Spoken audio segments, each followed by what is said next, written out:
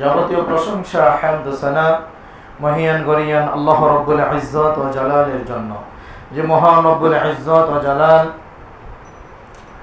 আমাদেরকে আজকের এই পবিত্র জুমার খুতবায় পৃথিবীর সর্বোত্তম স্থান মসজিদে জীবনের যত রকমের কর্মব্যস্ততা আছে সমস্ত কর্মব্যস্ততা থেকে আমাদেরকে বিরত থেকে মসজিদে উপস্থিত হওয়ার তৌফিক দান করেছেন। সেজন্য মহান রব্বুল আলামিনের বারগাহে অন্তরের অন্তঃস্থল থেকে শুকরিয়া জ্ঞাপন করছি। সকলেই বলি আলহামদুলিল্লাহ। শুকরিয়া আরো আদায় করি সেই মহান রব্বুল আলামিনের, যে মহান রব্বুল আলামিন একই পাতিলে রান্না করা খাবার খাইয়ে ছোট্ট ছোট্ট ছেলেপেলেদেরকে দিনে দিনে যুবক এবং হৃষ্টপুষ্ট করেন, আর ওই একই পাতিলের খাবার খেয়ে বয়স্ক বৃদ্ধ মানুষগুলো দিনে দিনে দুর্বল করেন।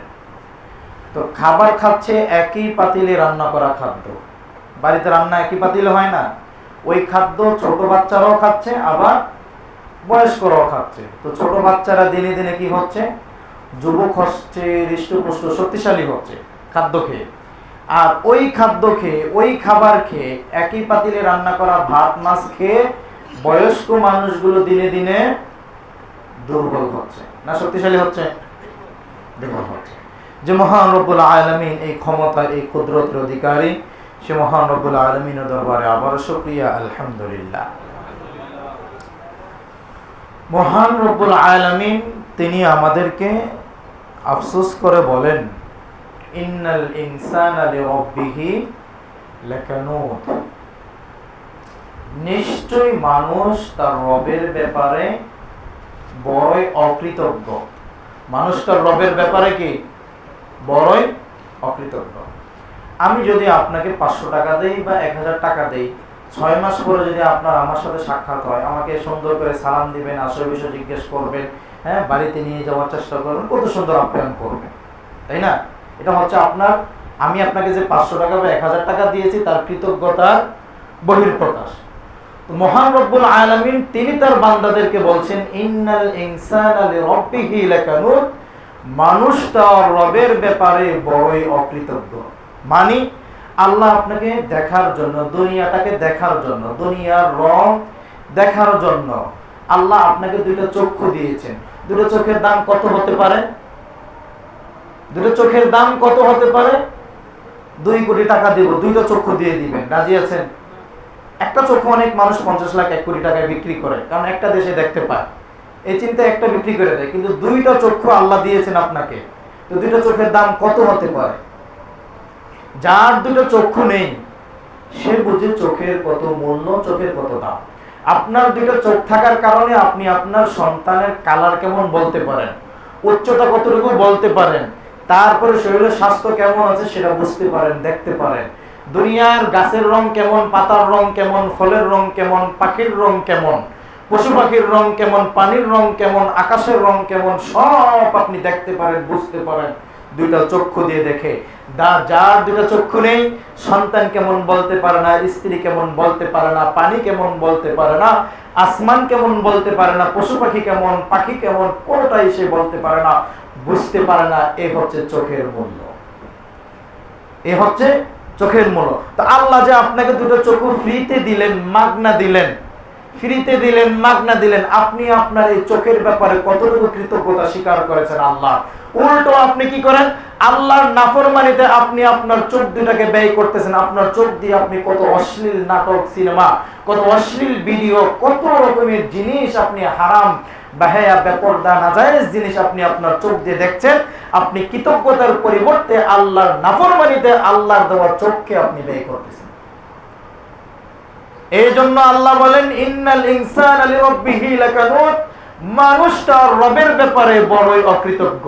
তার মানে আপনি আপনার চোখের সঠিক ব্যবহার করছেন না, মানে আপনি আপনার চোখ দিয়ে আল্লাহর ব্যাপারে অকৃতজ্ঞ। আল্লাহ আপনাকে দুইটা হাত দিলেন, যার দুইটা হাত নেই পৃথিবীতে তার কোনো দাম নেই। কলা গাছের মূল্য যেমন, যার দুইটা হাত নাই তার মূল্য তেমন। তার মানে হাত দুইটা নাই মানে পৃথিবীর কোনো কিছু সে তার নিজের মতো করে আর করতে পারে না। একটা কোম্পানিতে বা একটা কাজে একজন লোক আপনি নেবেন যার দুইটা হাত নাই, এরকম কোন লোককে কোন মানুষ কাজে নেবে? যার দুইটা হাত নাই এমন কোন মানুষকে কোন মানুষ কাজে নেবে? কারণ তার দিয়ে কোনো কাজ হবে না, তাকে দিয়ে কোনো কাজ হবে না। উল্টো যার দুইটা হাত নাই, সে যে পরিবারে উঠা বসা করছে ওই পরিবারের মানুষের কাছে সে একটা বোঝা। তো আল্লাহ আপনাকে দুইটা হাত দিলেন, পৃথিবীর যা মন চায় এই হাত দিয়ে আপনি করেন। আল্লাহ আপনাকে হাত দুইটা দিলেন, কিন্তু হাত আপনি ব্যবহার করেন ঘুষের কাজে, সুদের কাজে। হাত আপনি ব্যবহার করেন রাজনৈতিক মাঠে অপরকে মারার কাজে। হাত আপনি ব্যবহার করেন বিভিন্ন অপরাধ অপকর্মের কাজে। হাত আপনি ব্যবহার করেন হারাম এবং নাজায়েজ কাজে। তার মানে আপনি আপনার হাতকে হারাম এবং নাজায়েজ কাজে ব্যবহারের মাধ্যমে আপনি আপনার রবের দেওয়া দুইটা হাতের ব্যাপারে আপনি তার রবের ব্যাপারে বড় অকৃতজ্ঞতা প্রকাশ করছেন। হাত দিয়ে আপনি আপনার রবের অকৃতজ্ঞতা প্রকাশ করছেন। দুইটা পা আল্লাহ আপনাকে দিয়েছে। হাতের থেকেও কখনো কখনো পায়ের মূল্য অনেক বেশি। যার দুইটা হাত, যার দুইটা পা নেই পৃথিবীর কোথাও, যার দুইটা হাত নেই দুইটা পা আছে কিন্তু সে হেঁটে হেঁটে অনেক জায়গায় যেতে পারবে, কিন্তু যার দুইটা পা নেই সে কোথাও যেতে পারবে না। দুইটা হাত না থাকার কারণে পরিবারের কাছে সে যতটা বোঝা, পা দুইটা না থাকার কারণে পরিবারের কাছে সে তার চেয়েও বড় বোঝা। কেননা তার প্রস্রাব পায়খানা থেকে যত কিছু আছে সব অপরের সাহায্য সহযোগিতা নিয়ে তার করতে হয়। তো যার দুইটা পা নেই সে পায়ের মর্যাদা বুঝে, কিন্তু আল্লাহ আপনাকে আমাকে দুইটা পা দিলেন। কেন দিলেন? তার কৃতজ্ঞতা প্রকাশের জন্য। এ পা দিয়ে হেঁটে তুমি মসজিদে আসবে, এ পা দিয়ে হেঁটে তুমি দ্বীনের কাজে যাবে, এ পা দিয়ে হেঁটে তুমি ভালো কাজে যাবে, এ পা দিয়ে হেঁটে তুমি হজে যাবে, এ পা দিয়ে হেঁটে তুমি তওয়াফ করবে, এ পা দিয়ে হেঁটে তুমি ওয়াজ মাহফিলে যাবে, মাদ্রাসায় যাবে, জ্ঞান শিখতে যাবে, জ্ঞান প্রচারে যাবে, এ পা দিয়ে তুমি ভালো কাজ করবে। কিন্তু তোমাকে আমি দুইটা পা দিলাম, এই কাজ তো তুমি করো না। মসজিদে তুমি আসো না, ওয়াজ মাহফিলে যাও না, হজ করতে যাও না, ভালো কাজে যাও না। এ পা দিয়ে তুমি যাও সুদের জায়গায়, এ পা দিয়ে তুমি যাও ঘুষের জায়গায়, এ পা দিয়ে ব্যবহার করে তুমি যাও হারাম অপরাধ অপকর্মের জগতে তুমি চলে যাও এই পা ব্যবহার করে। তার মানে পা তোমাকে আমি দিলাম আমার কৃতজ্ঞতা প্রকাশের জন্য, কিন্তু তুমি তোমার এই দুইটা পা দিয়ে আমি আল্লাহর নাফরমানিতে তোমার পাকে তুমি ব্যবহার করো।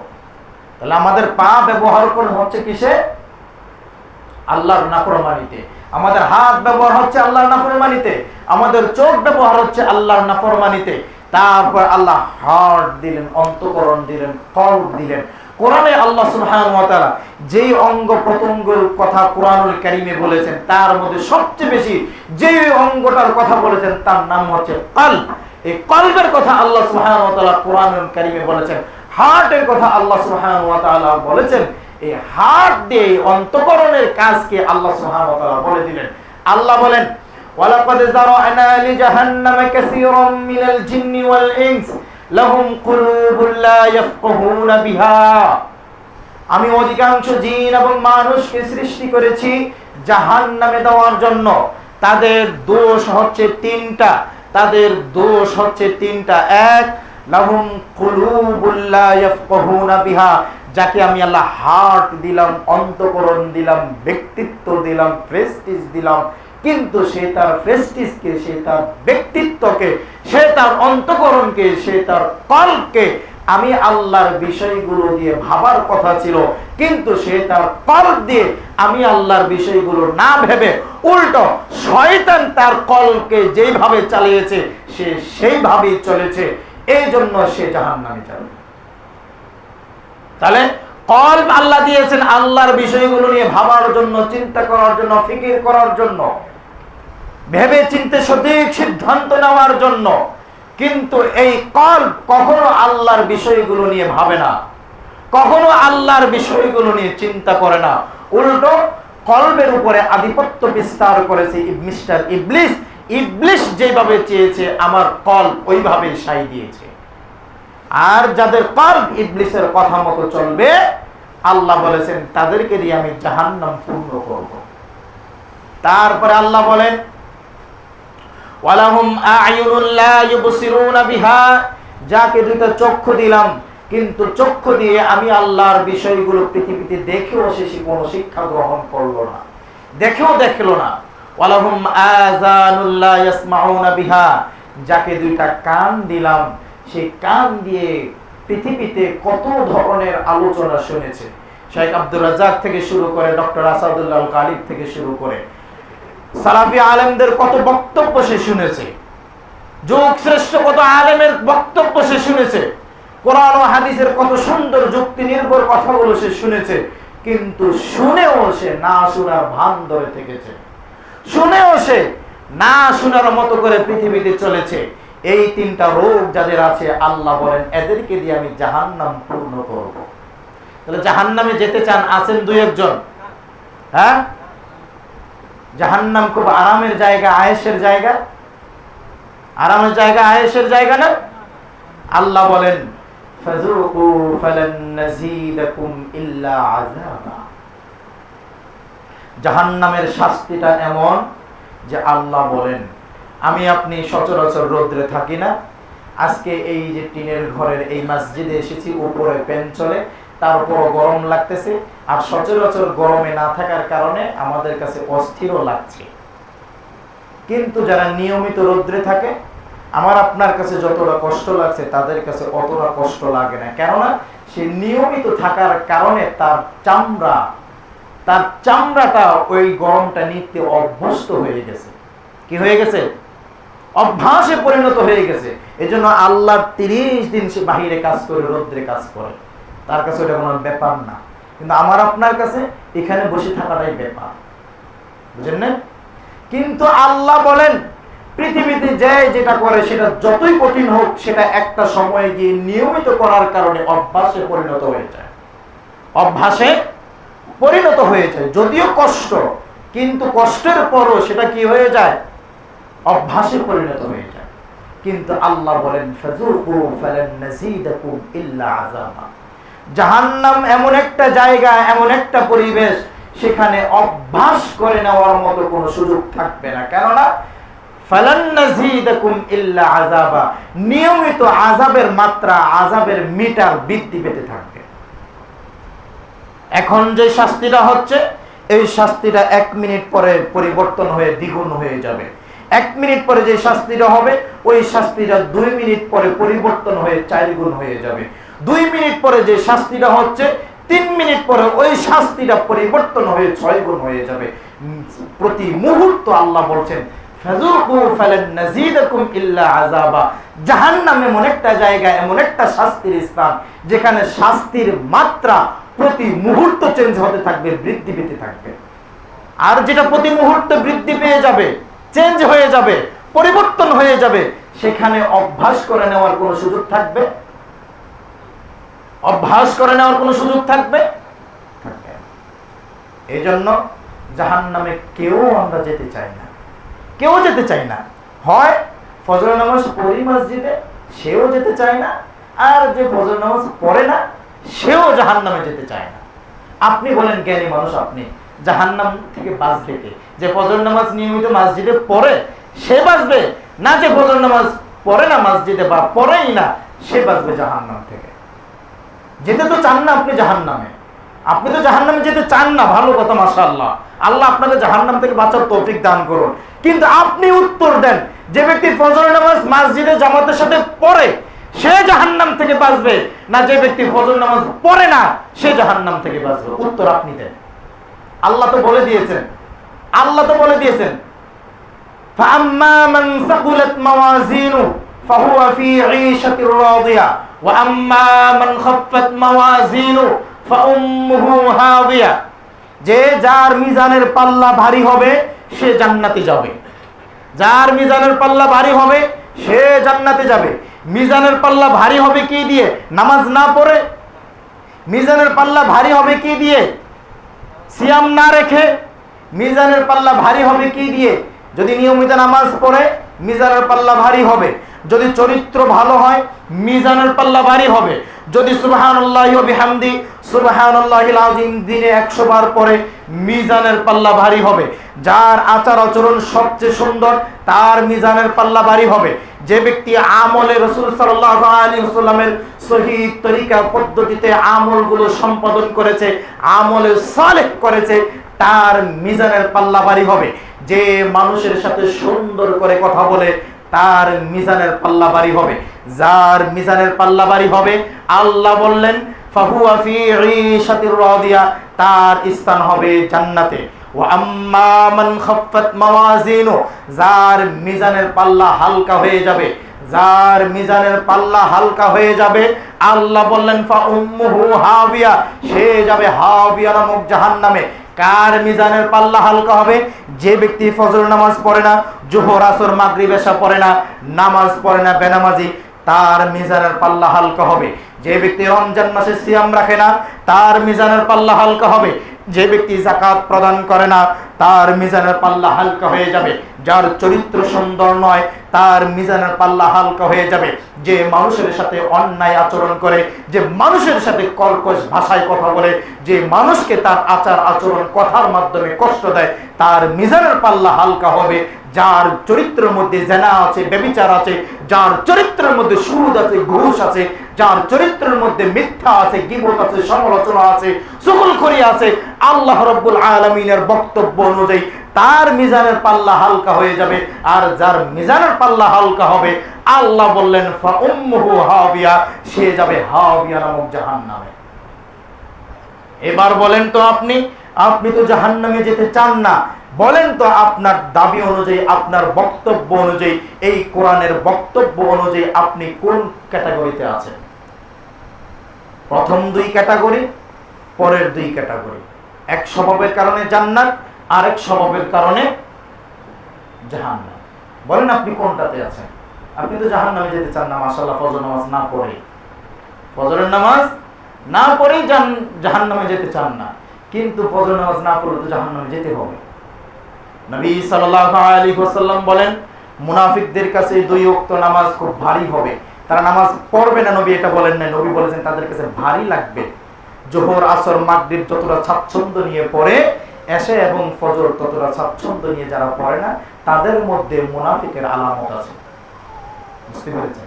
আল্লাহ বলেন হাফিজু আলাস সালাওয়াতি ওয়াস সালাতিল উসতা, তোমরা 2 মধ্যবর্তী সালাতের হেফাজত করো। 2 মধ্যবর্তী সালাত হচ্ছে আসর এবং ফজর। নবী সাল্লাল্লাহু আলাইহি ওয়াসাল্লাম বলেন যে ব্যক্তি ফজর নামাজ জামাতের সাথে পড়লো, সে আল্লাহর জিম্মায় চলে গেল।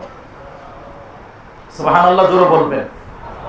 যে ব্যক্তি ফজরের নামাজ জামাতের সাথে পড়লো, সহিহ মুসলিমের হাদিস, নবী সাল্লাল্লাহু আলাইহি ওয়াসাল্লাম বলেন সে আল্লাহর জিম্মায় চলে গেল। আর যে ফজর নামাজ পড়লো না, তার দায় দায়িত্ব আল্লাহর না। যে ফজর নামাজ জামাতের সাথে পড়লো না, তার দায় দায়িত্ব কার না? আল্লাহর না।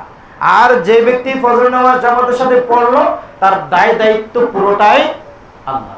তাকে আল্লাহ যেহেতু জিম্মাদার, তাকে জান্নাতের জিম্মাদার আল্লাহ নিয়েছেন, আল্লাহ তাকে জান্নাত দিবেন।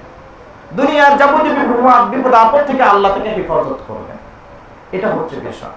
এই জন্য দেখেন, আমি যে আয়াতে কারিমা আজকে তেলাওয়াত করেছি, সূরা আরাফের 97, 98 এবং 99, আল্লাহ বলেন আফা আমিনা আহলুল কুরা আন ইয়াতিয়াহুম বাসুনা বায়াতাও ওয়া হুম নাইমুন। আল্লাহ বলেন হে জনপদের অধিবাসীরা, হে পৃথিবীর অধিবাসীরা, হে পৃথিবীর জনপদের অধিবাসীরা, তোমরা কি যখন রাত্রিবেলা ঘুমিয়ে থাকো, তোমরা কি আল্লাহর আযাব থেকে নিজেদেরকে নিরাপদ মনে করো? রাত্রিবেলা যখন ঘুমিয়ে থাকো, আল্লাহর আযাব থেকে কি নিজেদেরকে নিরাপদ মনে করো?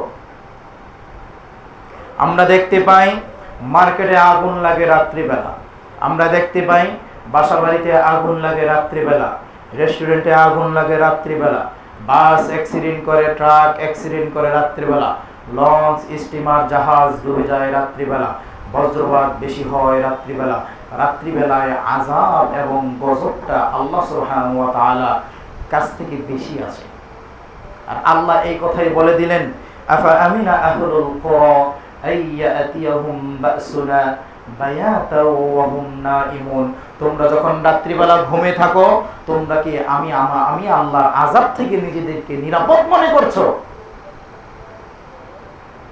এমন সময় যখন তুমি ঘুমিয়ে থাকো, তোমার পাশে তোমার স্ত্রী ঘুমান্ত, পাশের রুমে তোমার ছেলে মেয়ে ঘুমান্ত, তার পাশের রুমে তোমার ভাই বোন ঘুমান্ত, তার পাশের রুমে তোমার বাবা মা ঘুমান্ত, একই ঘরের মধ্যে সবাই ঘুমিয়ে আছে।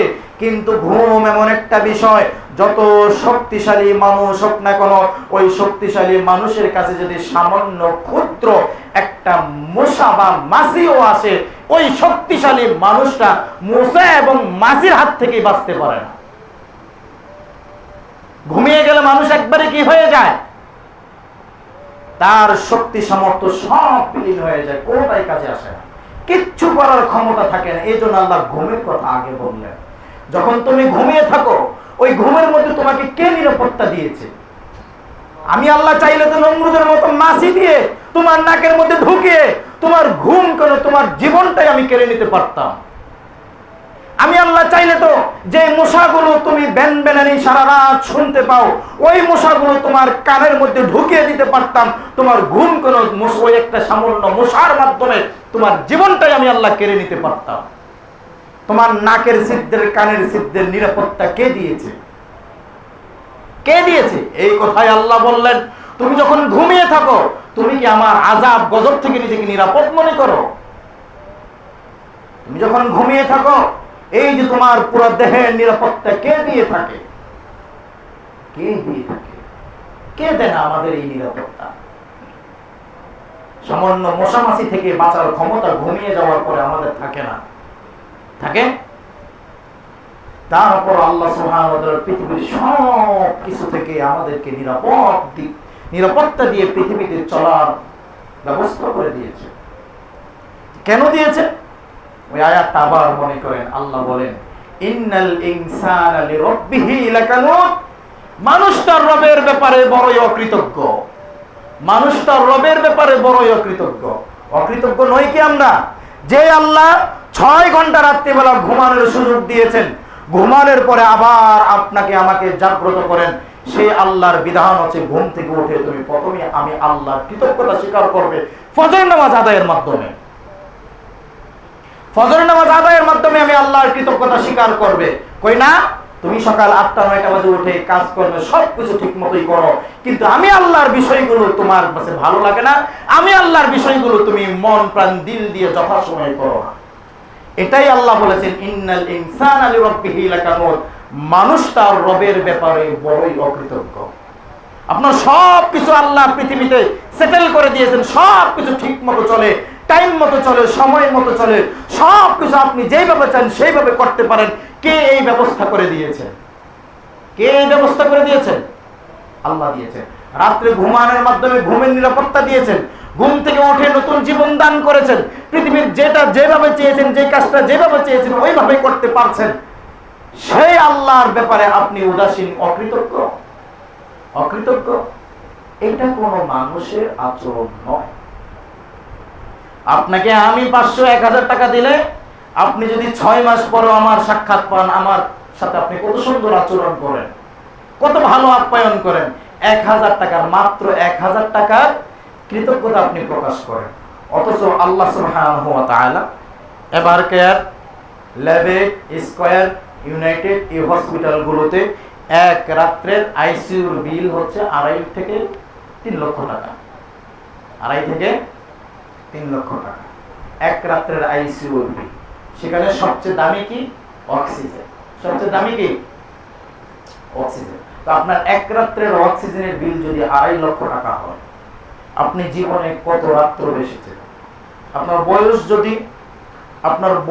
যদি 50 বছর হয়, আপনার বয়স যদি 50 বছর হয়, 50 বছর ধরে আল্লাহ সুবহানাহু ওয়া তাআলা আপনাকে রাত্রিবেলা অক্সিজেন দিয়েছেন। 50 বছরের দিনকে আপনি 50 বছরে কত দিন হয়? 50 বছরে কত দিন হয়? প্রায় 16,000 দিন। কত দিন? 16,000 দিন। এই 16,000 দিন আল্লাহ সুবহানাহু ওয়া তাআলা আপনাকে অক্সিজেন দিয়েছে। 2.5 লক্ষ শুধু রাত্রে, তাহলে দিনে 2.5 লক্ষ, তাহলে কত হয়? 5 লক্ষকে আপনি 16,000 দিয়ে গুণ দেন, কত টাকার অক্সিজেন আল্লাহ আপনাকে দিয়েছে, কত টাকার অক্সিজেন আল্লাহ আপনাকে দিয়েছে। এই যে এত দামি অক্সিজেন নিচ্ছি আল্লাহ সুবহানাহু ওয়া তাআলার কাছে, আল্লাহ আমাকে দিচ্ছেন, ফ্রিতে দিচ্ছেন, এটার ব্যাপারে আমি আল্লাহর প্রতি কি কৃতজ্ঞতা স্বীকার করেছি। আল্লাহ তো বললেন মানুষ তার রবের ব্যাপারে বড়ই অকৃতজ্ঞ। আপনি বুঝেন না কেন আল্লাহ এটা বলেছেন? আপনার কাছ থেকে আল্লাহ কি চেয়েছেন? টাকা চেয়েছেন, ঘর বাড়ি চেয়েছেন, খাবার চেয়েছেন? সুবহানাল্লাহি ওয়া বিহামদিহি, আমার আল্লাহ সুবহানাহু ওয়া তাআলা এই অক্ষমতা অপরগতা থেকে তিনি পবিত্র, তিনি আল্লাহুস সামাদ, তিনি কোনো কিছুর মুখাপেক্ষী নন, সব মাখলুক তার মুখাপেক্ষী। আল্লাহুস সামাদ, তিনি কোনো কিছুর মুখাপেক্ষী নন, সব মাখলুক সব সৃষ্টি তার মুখাপেক্ষী। সুবহানাল্লাহ। যে আল্লাহ সুবহানাহু ওয়া তাআলা আপনাকে পৃথিবীতে আপনার দামি দুইটা কিডনি দিয়েছেন, হার্ট দিয়েছেন, লিভার দিয়েছেন, তারপরে ব্রেন দিয়েছেন, শরীরে হাত দিয়েছেন, পা দিয়েছেন, চোখ দিয়েছেন, কান দিয়েছেন, নাক দিয়েছেন, জিহ্বা দিয়েছেন, সে আল্লাহর বিষয়গুলোর ব্যাপারে আপনি কতটা কৃতজ্ঞ, কতটুকু কৃতজ্ঞতা স্বীকার করেছেন আল্লাহর বিষয়গুলোর ব্যাপারে আপনি। এই জন্যই তো আল্লাহ বললেন আমাদের কোনো কিছুর মাধ্যমে আল্লাহর কৃতজ্ঞতা প্রকাশ পায় না, আমাদের কোনো কিছুর মাধ্যমে আল্লাহর কৃতজ্ঞতা প্রকাশ পায় না, আমরা অকৃতজ্ঞ। আর আল্লাহ সুবহানাহু ওয়া তাআলা তিনি বললেন সূরা আল বাকারার 141 নম্বর আয়াত, আল্লাহ বলেন ফাযকুরুনি আযকুরকুম ওয়াশকুরুলি ওয়ালা তাকফুরুন। আল্লাহ বলেন ফাযকুরুনি, তোমরা আমি আল্লাহকে ডাকো, আল্লাহ নির্দেশ দিচ্ছেন আমি আল্লাহকে স্মরণ করো, আমি আল্লাহকে ডাকো। ওয়াশকুরুলি আযকুরকুম, তাহলে আমি আল্লাহ তোমাদেরকে স্মরণে রাখবো, আমি আল্লাহ তোমাদেরকে দুনিয়াতে এবং আখিরাতে স্মরণে রাখবো। তোমার যত বিপদ হোক, তুমি যদি আমি আল্লাহকে ডাকো, বান্দা তুমি আল্লাহকে আমি দুনিয়াতে ভুলে যাব না। বান্দা কিয়ামতের মাঠ যত কঠিন আর যত ভয়াবহ হোক না কেন, তুমি যদি দুনিয়াতে আমাকে ঠিক মতো ডাকো, আমি কিয়ামতের মাঠের কঠিন মুহূর্তে তোমাকে ভুলে যাব না। আর তুমি যদি আমাকে না ডাকো, দুনিয়াতে তোমাকে আমি ভুলে যাব, আখিরাতের কঠিন মুহূর্ত আমি আল্লাহ তোমাকে ভুলে যাব। ফাযকুরুনি, তুমি আমাকে যদি ডাকো, আযকুরকুম, আমি তোমাকে স্মরণে রাখবো। ওয়াশকুরুলি, আমি তোমাকে দুনিয়াতে যত তোমার জীবন উপকরণ হিসেবে যা কিছু দিয়েছি, জীবন উপকরণ হিসেবে যা দিয়েছি সেগুলোর কৃতজ্ঞতা স্বীকার করো। জীবন উপকরণ হিসেবে কি দিয়েছি? আমাদের যাদের টাকা নাই, পয়সা নাই, আমরা বলি আমি গরিব, আমার কিছু নাই পৃথিবীতে, নাই শুধুমাত্র টাকা পয়সা বা একটা বড় বিল্ডিং বা একটা দামি গাড়ি বা বড় একটা চাকরি বা বড় একটা ব্যবসা প্রতিষ্ঠান, এটাই শুধু তার নাই। আর এটা না থাকার কারণে, ধন সম্পদ না থাকার কারণে সে বলে আমার কিছুই নাই, আমার কিছুই নাই। অথচ আল্লাহ সুবহানাহু ওয়া তাআলা বলেন হুয়াল্লাযী খালাকা লাকুম মা ফিল আরদি জামিআ সুম্মা ইসতাওয়া ইলাস সামাই ফাসাওয়াহুন্না সাবআ সামাওয়াত। আল্লাহ সুবহানাহু ওয়া তাআলা আসমান এবং জমিনের, আসমানের নিচে জমিনের উপরে, আসমান এবং জমিনে 7টা আসমান 7টা জমিনে যা কিছু সৃষ্টি করেছেন, যা কিছু সৃষ্টি করেছেন সব কিছু আল্লাহ সুবহানাহু ওয়া তাআলা আদম সন্তানের জন্য সৃষ্টি করেছেন। কি পরিমাণ নিয়ামত আল্লাহ আদম সন্তানের জন্য সৃষ্টি করলেন। আল্লাহ বলেন ওয়া ইন তাউদ্দু নি'মাতাল্লাহি লা তুহসুহা। আল্লাহ সুবহানাহু ওয়া তাআলা আদম সন্তানকে ১৫০০ বছর আগে আমাদের প্রিয় নবী মুহাম্মদুর রাসূলুল্লাহ সাল্লাল্লাহু আলাইহি ওয়াসাল্লামের মাধ্যমে পৃথিবীর মানুষের কাছে চ্যালেঞ্জ করলেন যে ওয়া ইন তাউদ্দু নি'মাতাল্লাহি লা তুহসুহা। একজন মানুষের পৃথিবীতে চলতে কি পরিমাণ নিয়ামত লাগে, ওই নিয়ামত যদি মানুষগুলো পৃথিবীতে গণনা করা শুরু করে, মানুষ যদি হিসাব করা শুরু করে, কিয়ামত হয়ে যাবে, মৃত্যু হয়ে যাবে, কিয়ামত হয়ে যাবে।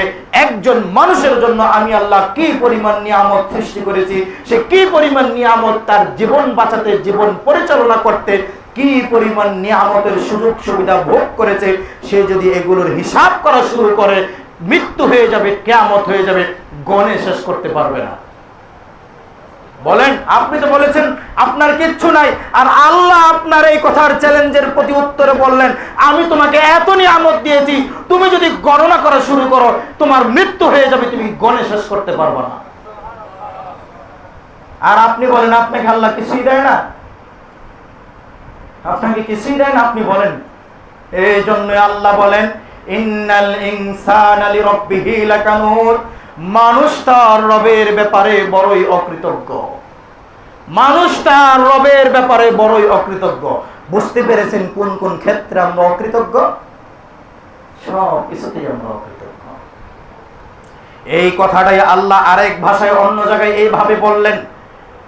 সূরা ইনফিতারের 5 নম্বর আয়াত আল্লাহ বলেন ইয়া আইয়ুহাল ইনসানু মা গাররাকা বিরাব্বিকাল কারীম।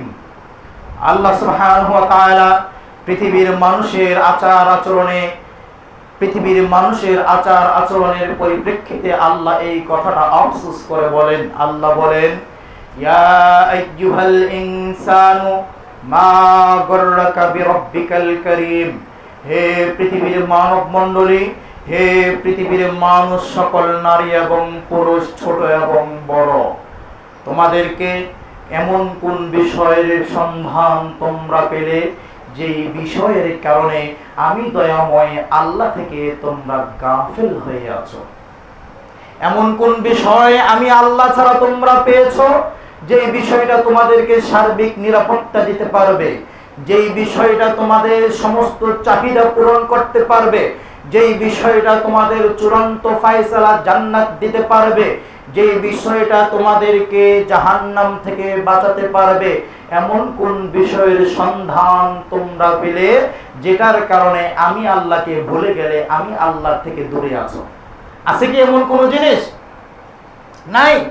এই কথা সূরা বানী ইসরাঈলের 34 নম্বর আয়াত আল্লাহ বলেন ইন্নাকা লান তাখরিকাল আরদা ওয়া লান তাবলুগাল জিবালা তুলা। আল্লাহ বলেন আদম সন্তান, এমন কোন জিনিস নাই তোমাকে আশ্রয় দিতে পারে, এমন কোন জিনিস নাই তোমাকে নিরাপত্তা দিতে পারে, এমন কোন জিনিস নাই তোমাকে আশ্রয় দিতে পারে, এমন কোন বিষয় নেই তোমাকে নিরাপত্তা দিতে পারে। কি সে তোমাকে নিরাপত্তা দিবে? আল্লাহ বলেন ইন্নাকা লান তাখরিকাল আরদ, তুমি যদি চাও জমিন ছিদ্র করে নিচে যাবে, কতটুকু নিচে তুমি যেতে পারবে? তুমি যেখানে যাও, যেই জমিনে যাও, সেটা আমি আল্লাহর জমিন, সেটা আমি আল্লাহর জায়গা।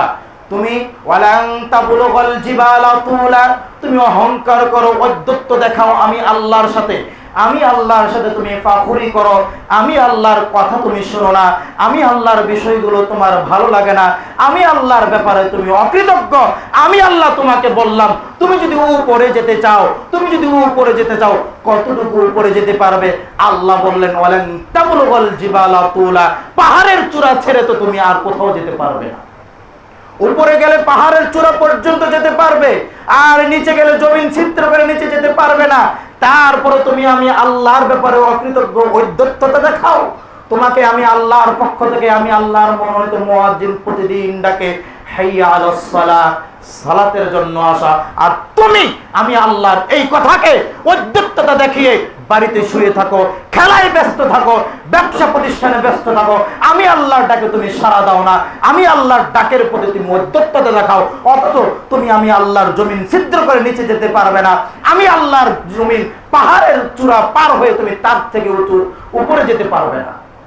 পাহাড়ের চূড়া পার হয়ে উপরে যাওয়া সম্ভব, জমিন ছিদ্র করে নিচে যাওয়া সম্ভব। এই কথা সূরা রহমানে আল্লাহ আবার বলেন ইয়া মাশারাল জিন্নি ওয়াল ইনসি ইন ইসতাতাতুম আন তানফুযু মিন আকতারিস সামাওয়াতি ওয়াল আরদ ফানফুযু লা তানফুযুনা ইল্লা বিসুলতান। আল্লাহ বলেন ইয়া মাশারাল জিন্নি ওয়াল ইনস, হে জিন ও মানব মণ্ডলী, হে জিন ও মানব জাতি, তুমি যদি আমি আল্লাহর ইত্তেআত না করো, আমি আল্লাহর অনুসরণ না করো, আমি আল্লাহর কথা না শোনো, আমি আল্লাহর ইবাদত যদি না করো, তাহলে হে জিন ও মানবের মধ্যে যারা অবাধ্য আছো, তোমরা আমি আল্লাহর আসমান এবং জমিন ছেড়ে অন্যত্র চলে যাও। যারা আমি আল্লাহর কথা শুনবে না, যারা আমি আল্লাহর ব্যাপারে অকৃতজ্ঞ, আল্লাহ তাদেরকে বলে দিলেন ইনিস্তাতাতুম আন তানফুযু মিন আকতারিস সামাওয়াতি ওয়াল আরদ, আমি আল্লাহর আসমান এবং জমিন ছেড়ে অন্যত্র চলে যাও। ভিতরে জায়গা আছে, ভিতরে চলে আসেন এবং একটু চেপে চেপে বসে অন্য মানুষকে বসার জায়গা করে দিই। তো বলছিলাম আল্লাহ বলেন আমি আল্লাহর কথা শুনবে না, আমি আল্লাহর আনুগত্য করবে না, আমি আল্লাহর প্রতি অকৃতজ্ঞ হবে না, তাহলে আমি আল্লাহ তোমাদেরকে বলে দিলাম, দেখি কার বাপের হিম্মত আছে, কার মায়ের দুধ খেয়ে কে কত বড় হয়েছো, কার কত সাহস আছে, কার কত সামর্থ্য আছে। আমি আল্লাহ বলে দিলাম, আমি আল্লাহর আসমান এবং জমিন ছেড়ে যাও, অন্যত্র চলে যাও। কোথায় যাবে? এই আসমান ছেড়ে যদি পরের আসমানে যাওয়া হয়, সেটাও কার আসমান? আল্লাহর আসমান।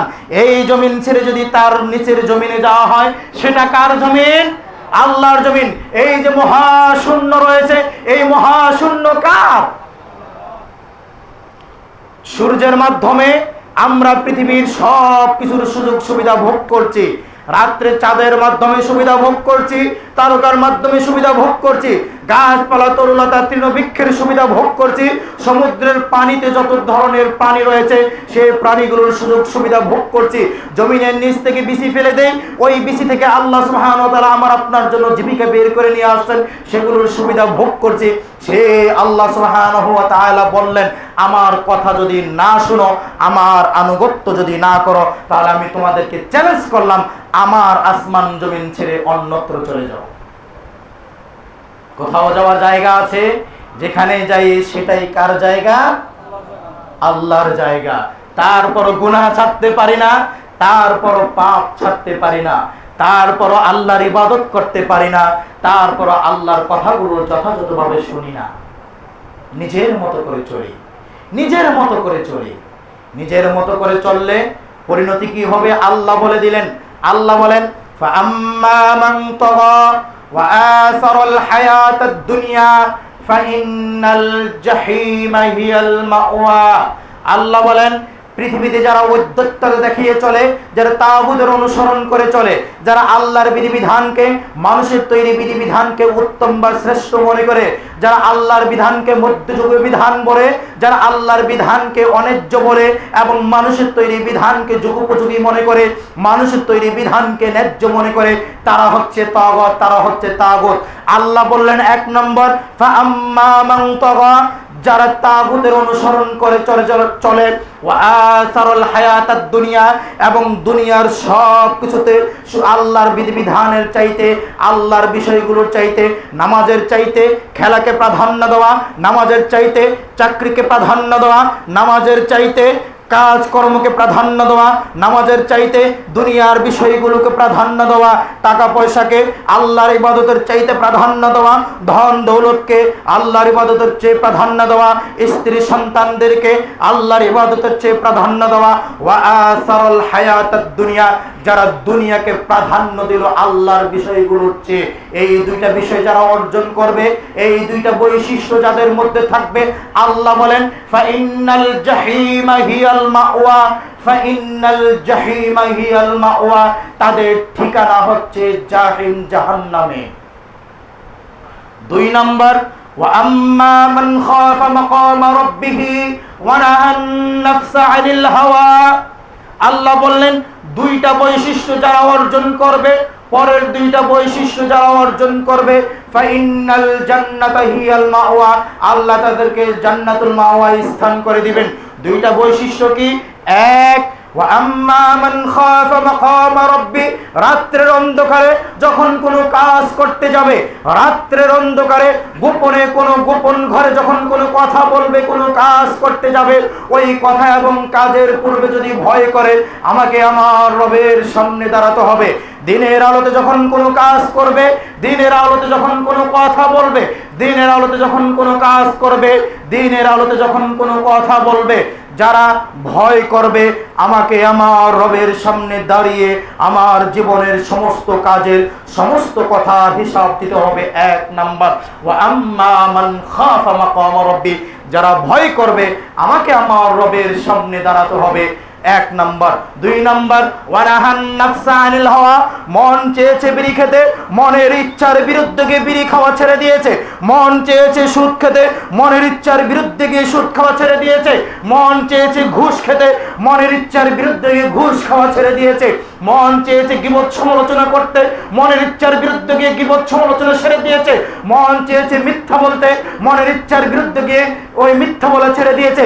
মন চেয়েছে টিভি নাটক সিনেমা দেখতে, মনের ইচ্ছার বিরুদ্ধে গিয়ে নাটক সিনেমা অভিনয় দেখা ছেড়ে দিয়েছে।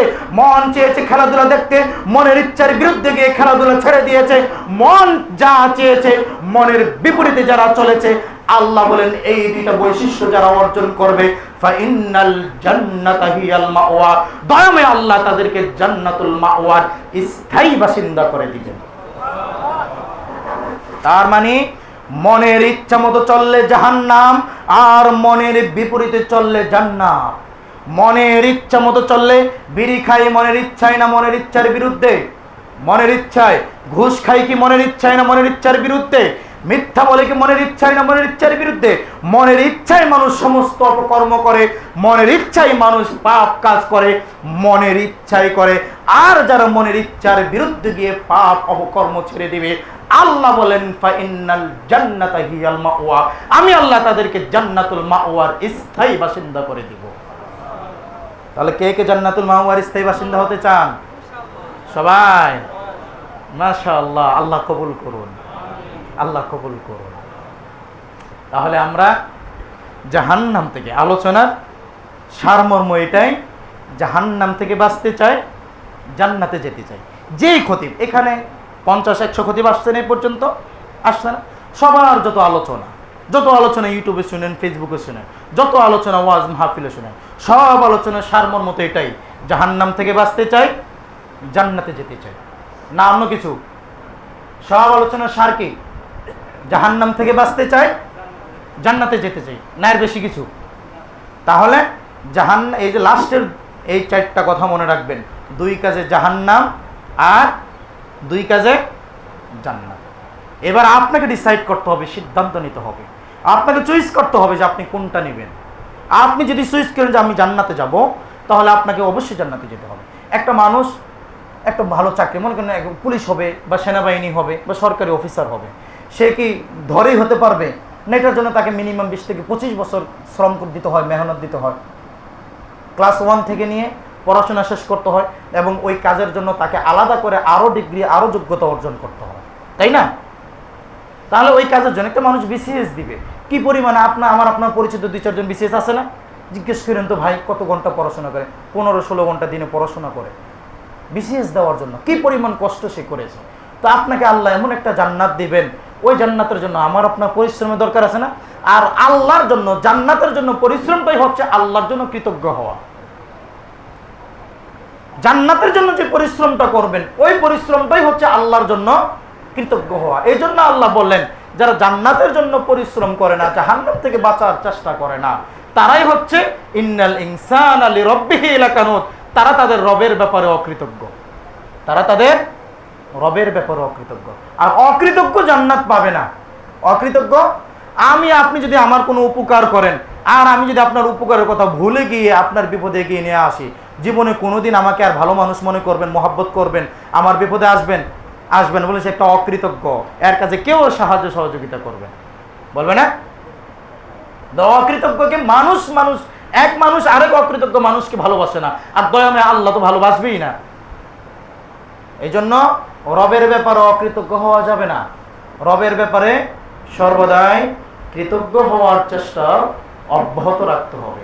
আর একজন ইমানদার মুমিনের জন্য প্রতিদিনের সবচেয়ে বড় কৃতজ্ঞতার কাজ হচ্ছে মসজিদের ফজর নামাজ জামাতের সাথে পড়া। আজকের দিনে আমি আমার রবের প্রতি যেই যে কৃতজ্ঞতাগুলো স্বীকার করেছি, আপনি আপনার রবের প্রতি যেই যে কৃতজ্ঞতাগুলো স্বীকার করেছেন, এর মধ্যে সবচেয়ে বড় কৃতজ্ঞতার কাজ হচ্ছে ফজরের নামাজ জামাতের সাথে পড়া। পড়বেন তো ইনশাআল্লাহ? কে কে ফজর নামাজ জামাতের সাথে পড়বেন? কে কে পড়বেন? জান্নাত কে কে যেতে চান? সবাই তো যেতে চাই, তাই না? তাহলে জান্নাতে যেতে চাইলে নিশ্চয়ই আমাদেরকে ফজরের সালাত জামাতের সাথে আদায় করতে হবে ইনশাআল্লাহ। আল্লাহ তুমি তোমার এই বান্দাদেরকে ফজর নামাজ জামাতের সাথে আদায় করার তৌফিক দান করো। 5 ওয়াক্ত নামাজ গুরুত্ব সহকারে আদায় করার তৌফিক দান করো। নবী সাল্লাল্লাহু আলাইহি ওয়াসাল্লাম বলেন, নামাজি ব্যক্তি হচ্ছে আল্লাহর কাছে এরকম, সহিহ বুখারী মুসলিমের হাদিস, একজন ব্যক্তি তার বাড়িতে প্রতিদিন 5 বার মেহমান আসলে যেমন ভাবে মেহমানের আয়োজন করে না, প্রতিবার আয়োজন করে না, 3 বেলা খাবার, মূল খাবার, আবার 2 বেলা টিফিন আছে না, 5 বার ভালো খাবার আয়োজন করে মেহমান আসলে। ভালো মেহমান আসলে, মেয়ের বাড়ির মেহমান আসলে, ছেলের শ্বশুর বাড়ির মেহমান আসলে, মেয়ের শ্বশুর বাড়ির মেহমান আসলে আমরা সবচেয়ে ভালো আয়োজন করি, তাই না? অথবা কোনো গণ্যমান্য ব্যক্তি আসলে তার জন্য আমরা ভালো আয়োজন করি। আল্লাহ নবী মুহাম্মদুর রাসূলুল্লাহ সাল্লাল্লাহু আলাইহি ওয়াসাল্লাম বলেন, নামাজি ব্যক্তির জন্য দয়াময় আল্লাহ সুবহানাহু ওয়া তাআলা যারা 5 ওয়াক্ত মসজিদে এসে নামাজ পড়ে, আল্লাহ সুবহানাহু ওয়া তাআলা জান্নাতে তাদের জন্য 5 ওয়াক্ত মেহমানদারির আয়োজন করে। আমি আপনি মেহমানদারির আয়োজন করলে 5 পদ, 7টা আইটেম, 10টা আইটেম, সর্বোচ্চ 20টা 25টা আইটেম করতে পারি, তাই না? আমাদের সামর্থ্য অনুযায়ী। কিন্তু আমার আল্লাহ সুবহানাহু ওয়া তাআলা তার সামর্থ্য কেমন? তার সামর্থ্য কেমন? তিনি তার নামাজি বান্দাদের জন্য, কৃতজ্ঞ বান্দাদের জন্য জান্নাতে 5 বার আপ্যায়নের ব্যবস্থা করেন, মেহমানদারির ব্যবস্থা করেন। এবং আল্লাহর আইটেমগুলো কি হতে পারে? সুবহানাল্লাহ। তাহলে আল্লাহর মেহমানদারিতে কে কে অংশ নিতে চান? সবাই। তাহলে 5 ওয়াক্ত নামাজ পড়তে হবে। আর 5 ওয়াক্ত নামাজ পড়ার জন্য, জামাতের সাথে নামাজ পড়ার জন্য কি দরকার? মসজিদ দরকার। মসজিদ ছাড়া 5 ওয়াক্ত নামাজ জামাতের সাথে পড়া যায়? মসজিদ না থাকলে 5 ওয়াক্ত নামাজ প্রতিষ্ঠা করা, কায়েম করা সম্ভব না। তাহলে নামাজ প্রতিষ্ঠা করতে গেলে যেটা সবচেয়ে প্রথমে দরকার সেটা হচ্ছে কি? মসজিদ। নবী সাল্লাল্লাহু আলাইহি ওয়াসাল্লাম বলেন, মান বানা লিল্লাহি মসজিদান বানাল্লাহু লাহু বাইতান ফিল জান্নাহ। যে ব্যক্তি মসজিদ বানালো, যে ব্যক্তি নামাজ পড়ার জন্য, নামাজি মুসল্লিদের জন্য মসজিদ বানালো, মসজিদে দান করলো, মসজিদের কোনো একটা জিনিসে অংশগ্রহণ করলো, আল্লাহ তার জন্য জান্নাতে ঘর বানিয়ে দিবেন। তাহলে কার কার জান্নাতে ঘর চাই? ওই যে নবী সাল্লাল্লাহু আলাইহি ওয়াসাল্লাম বললেন, আমি জান্নাতে যখন গেলাম একটা সুন্দর ঘর দেখলাম, বাহিরে একজন বৃদ্ধ মহিলা বসে আছে, আমি ঢুকতে মন চাইলো আমার, এত সুন্দর, বাহির থেকে ভিতরে দেখা যায়, ভিতর থেকে বাহিরে দেখা যায়, একটা ইট স্বর্ণের, একটা ইট রৌপ্যের, কত সুন্দর প্রাসাদ। আমি ওই বৃদ্ধ মহিলাকে জিজ্ঞাসা করলাম, ঘরটা কার? বলল, ঘরটা ওমরের। ঘরটা কার? ঘরটা ওমরের। আমি ওমরের আত্মমর্যাদার দিকে তাকিয়ে আমি আর সেই ঘরে প্রবেশ করলাম না। তার মানে নবী সাল্লাল্লাহু আলাইহি ওয়াসাল্লাম বলেন, ওমরের ঘর যেমনি ভাবে জান্নাতে প্রস্তুত, দেখেছেন যারা আল্লাহর নামাজি মুসল্লিদের জন্য মসজিদ নির্মাণ করবে, আল্লাহ তাদের জন্য জান্নাতে ঘর আগেই বানিয়ে রাখবেন, যেমনি ভাবে ওমরের ঘর বানানো আছে। সুবহানাল্লাহ। তাহলে চান আমার ঘরটা জান্নাতে আগেই বানানো থাকুক? তাহলে আগে মসজিদ বানাতে হবে। কি করতে হবে? মসজিদ বানাতে হবে। এই জন্য আমাদের এই মসজিদের কাজ চলমান, তাই না? সালাফি আহলুল হাদিসদের মসজিদ সারা বাংলাদেশেই হচ্ছে, এবং আপনারা নেটের মাধ্যমে দেখতে পাচ্ছেন প্রত্যেক জেলাতেই ব্যাপক হারে কাজ হচ্ছে এবং মসজিদ মাদ্রাসা হচ্ছে। তো তারই ধারাবাহিকতায় আমাদের এই বাঁশবাড়ি, ব্যাপারীপাড়া, সাভার, আশুলিয়াতে এই মসজিদটাও হচ্ছে। আপনি যদি এই মসজিদের একটা ইটের খরচ দেন, আল্লাহ আপনার জন্য একটা ইটের বিনিময়ে জান্নাতে পুরো একটা ঘর দিবেন। আপনি যদি এই মসজিদের 1 বস্তা সিমেন্ট দেন, 1 বস্তা সিমেন্টের বিনিময়ে আল্লাহ সুবহানাহু ওয়া তাআলা জান্নাতে আল্লাহ পুরো একটা ঘর আল্লাহ আপনাকে বানিয়ে দিবেন। আর একটা ঘর তো আর আপনার হবে না, কেননা জান্নাতটা এত বড়। আল্লাহ বলেন, ওয়াসারিউ ইলা মাগফিরাতিন মির রাব্বিকুম ওয়া জান্নাতিন আরদুহাস সামাওয়াতু ওয়াল আরদ, যে তুমি প্রতিযোগিতা করো, দৌড়াদৌড়ি করো, কে আগে যেতে পারে। আল্লাহ এই শব্দটা ব্যবহার করলেন, যে আগে যেতে পারো, যে আগে যেতে পারো, গিয়ে নিয়ে আসো। কিসের জন্য যাবে? ওয়াসারিউ, তোমরা প্রতিযোগিতা দাও, দৌড় দাও, যে আগে যেতে পারো। কিসের জন্য? ইলা মাগফিরাতিন মির রাব্বিকুম, তোমার রবের কাছে 2টা জিনিসের জন্য। 1 মাগফিরাত, 2 ওয়া জান্নাত, জান্নাতের জন্য। আল্লাহর কাছে আমাদেরকে প্রতিযোগিতার মাধ্যমে, দৌড়াদৌড়ির মাধ্যমে যেতে হবে, বসে থাকলে হবে না। অলস মানুষ দুনিয়াতেও সাকসেস না, আল্লাহর জান্নাত পেতেও তারা কি হবে না? সাকসেস হবে না। এই জন্য নবী সাল্লাল্লাহু আলাইহি ওয়াসাল্লাম 5 ওয়াক্ত নামাজের পরে দোয়া করতেন, আল্লাহুম্মা ইন্নী আউযু বিকা মিনাল জুবনি ওয়া আউযু বিকা মিনাল বুখলি ওয়া আউযু বিকা মিন আরাদ্দা ইলা আরযালিল উমর ওয়া আউযু বিকা মিন ফিতনাতিদ দুনিয়া ওয়া আযাবিল কবর। নবী সাল্লাল্লাহু আলাইহি ওয়াসাল্লাম 5টা জিনিস থেকে আল্লাহর কাছে আশ্রয় চাইতেন। 1, হে আল্লাহ, আপনি আমাকে অলসতা থেকে বাঁচান। যেই নবীর জীবনে এত আমল, এত ইবাদত, আর 9টা 10টা ফ্যামিলি পরিচালনা করতেন, লক্ষাধিক সাহাবী পরিচালনা করতেন, 27টা যুদ্ধে অংশগ্রহণ করেছেন, দিনে রাত্রি ইবাদত করতেন, সেই নবী আল্লাহর কাছে অলসতা থেকে বাঁচতে দোয়া করতেন। তাহলে আমরা অলস হলে দুনিয়াতেও কোনো কাজে সাকসেস হব না, আখেরাতেও জান্নাত পাবো না। এই জন্য আল্লাহ বলছেন অলসতা ছেড়ে দিয়ে দৌড় দাও জান্নাতের জন্য এবং ক্ষমার জন্য।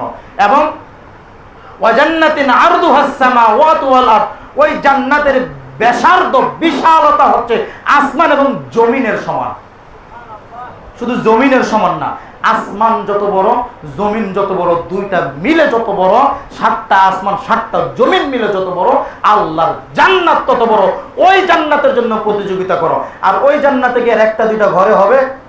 তাহলে আপনাকে ইটও দিতে হবে একটা ঘরের জন্য, আপনাকে সিমেন্টও দিতে হবে একটা ঘরের জন্য, আপনাকে রডে শরীক হতে হবে একটা ঘরের জন্য, আপনাকে বিভিন্ন কাজে শরীক হতে হবে আরো আরো ঘরের জন্য, নয়তো এত বিশাল জান্নাত ফাঁকা পড়ে থাকবে।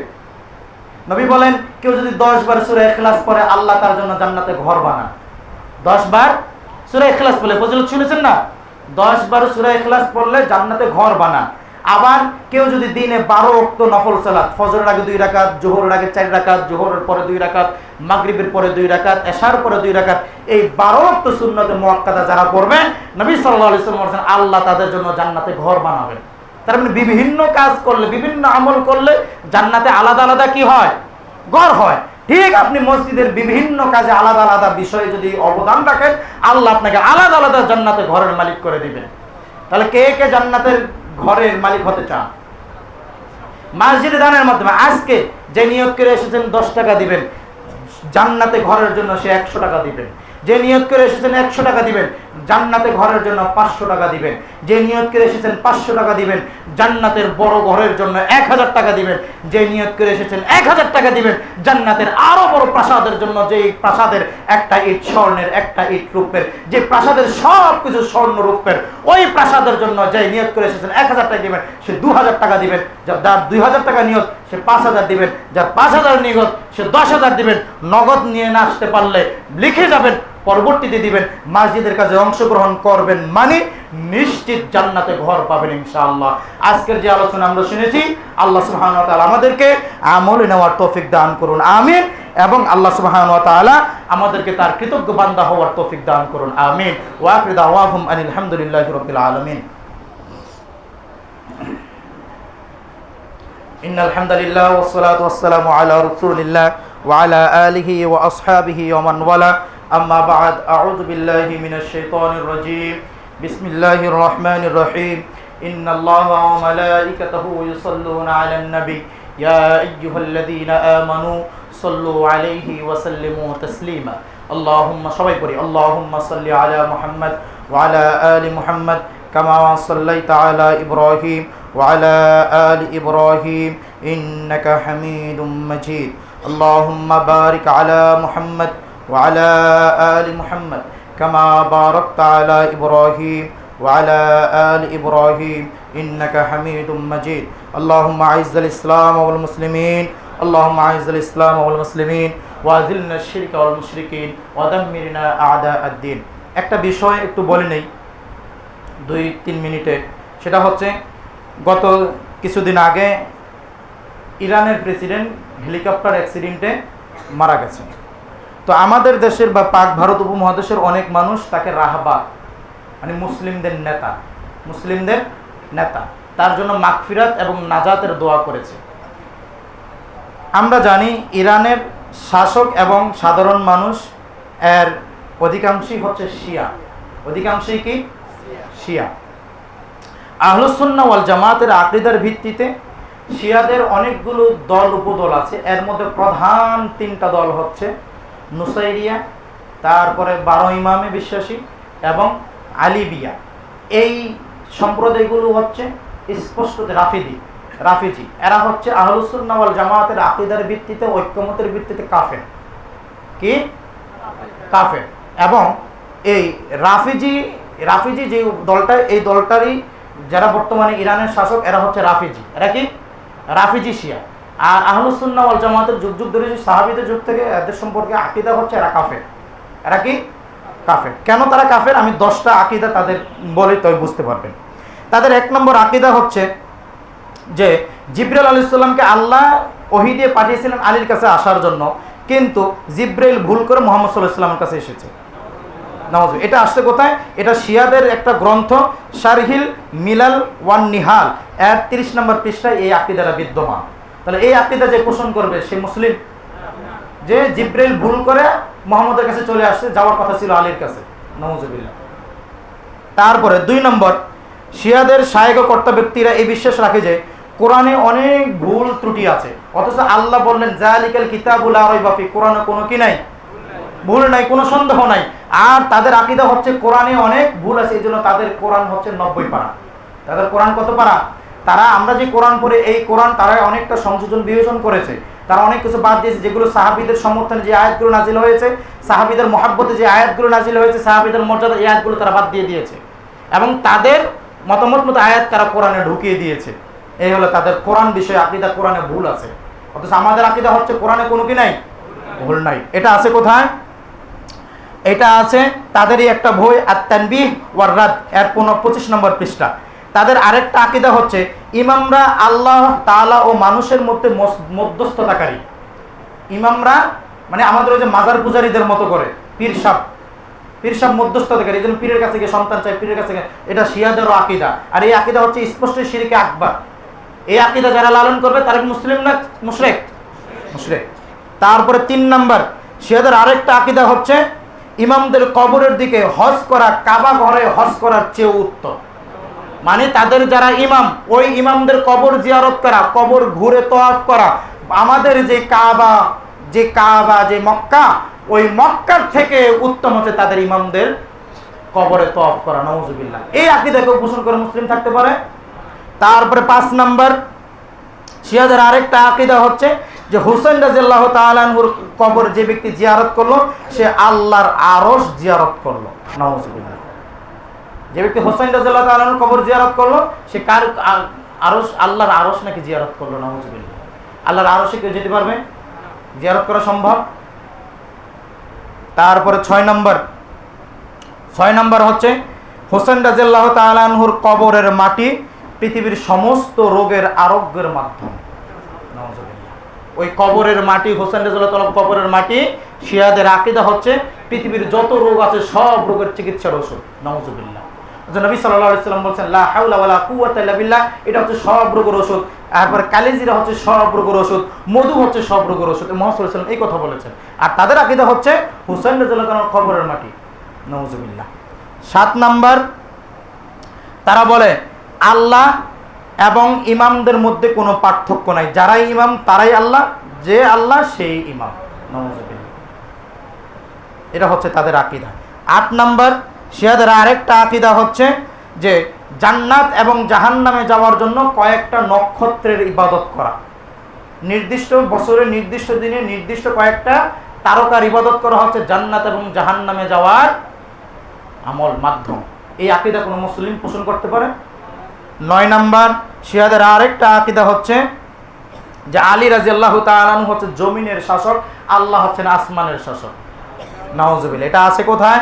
এটা আছে তাদের একটা বই মিরআতুল আনওয়ার 59 নম্বর পৃষ্ঠা। তাদের আরেকটা আকীদা হচ্ছে কিয়ামতের মাঠেও আলী রাদিয়াল্লাহু তাআলা আনহু কিয়ামতের মাঠ পরিচালনা করবেন।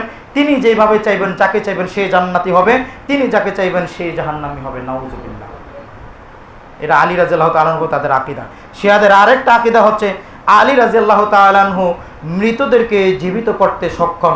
এটা হচ্ছে উসুলুল কাফি, তাদের একটা গ্রন্থ। এই গ্রন্থের 1 নম্বর খণ্ডের 347 নম্বর পৃষ্ঠায় এই আকীদাগুলো বিদ্যমান। এই 10টা আকীদা বললাম, প্রায় 200-র অধিক শিয়াদের এমন বদ আকীদা আছে যে আকীদাগুলোর কারণেই সর্বযুগের সব উলামায়ে কেরাম যারা আহলুস সুন্নাহ ওয়াল জামার অন্তর্ভুক্ত তারা সকলেই শিয়াদেরকে কাফের বলেছে। আর এই কাফেরের জন্য, কাফের মারা গেছে তার জন্য মাগফিরাতের দোয়া করে, জান্নাতের দোয়া করে। অথচ কাফেরের জন্য, মুশরিকের জন্য মাগফিরাতের দোয়া করা কি হারাম, জান্নাতের দোয়া করা কি হারাম। যেখানে আল্লাহ ইব্রাহিম আলাইহিস সালামকে নিষেধ করে দিলেন তার বাবার জন্য দোয়া করতে, মুহাম্মদ সাল্লাল্লাহু আলাইহি ওয়াসাল্লামকে নিষেধ করে দিলেন তার মার জন্য, তার বাবার জন্য দোয়া করতে, করেছেন না? নিষেধ করে দিলেন, সেখানে করছে কি? আর আমরা করতেছি একজন কাফেরের জন্য, মুশরিকের জন্য দোয়া। অথচ সারা বিশ্বে আমাদের যেমন প্রকাশ্য শত্রু ইহুদি, ঠিক আমাদের ঘরের শত্রু হচ্ছে শিয়া। সব যুগে সুন্নি মুসলিমদের রক্তে তাদের হাত সব যুগে রঞ্জিত। এই যে হোসেন রাদিয়াল্লাহু তাআলা আনহুকে কারা হত্যা করেছে, আজকে তারা তাদের হোসেন রাদিয়াল্লাহু তাআলা নামে এত মাতম, আমরা মুহররম আসলে আলোচনা শুনি। তো হোসেন রাদিয়াল্লাহু তাআলাকে কারা হত্যা করেছে? এই শিয়ারা। কারা হত্যা করেছে? এই শিয়ারা হত্যা করেছে। ওসমান রাদিয়াল্লাহু তাআলা আনহুকে হত্যা করেছে খারেজিরা, ওমর রাদিয়াল্লাহু তাআলা আনহুকে হত্যা করেছে খারেজিরা, হোসেন রাদিয়াল্লাহু তাআলা আনহু, আলী রাদিয়াল্লাহু তাআলা আনহু, হাসান রাদিয়াল্লাহু তাআলা আনহুকে হত্যা করেছে শিয়ারা। এই জন্য এই শিয়াদের ব্যাপারে আমাদের জানতে হবে, তারা কি আসলে মুসলিম না কাফির, এই বিষয়ে আগে জানতে হবে। তারপরে আপনি তাদের জন্য কি করার তা করার চেষ্টা করবেন। ধরে একটা আবেগ কাজ করে যে ইসরায়েলের বিরুদ্ধে কঠিন হুঙ্কার, আরে ইসরায়েলে যে তারা যে হামলা করেছে একটা পাখিও মরে নাই, একটা পাখিও মরে নাই।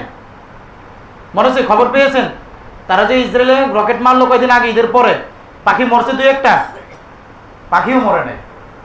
তার মানে এটা হচ্ছে দেখানো, মানুষের আই ওয়াশ করা, ব্রেন ওয়াশ করা। ইরানের সবচেয়ে সক্ষতা হচ্ছে ইসরায়েলের সাথেই। আপনি নেটে সার্চ দিয়ে দেখেন যত ধরনের কূটনৈতিক সম্পর্ক ইসরায়েলের সাথে ইরানের সাথে আছে, সৌদির সাথে নাই।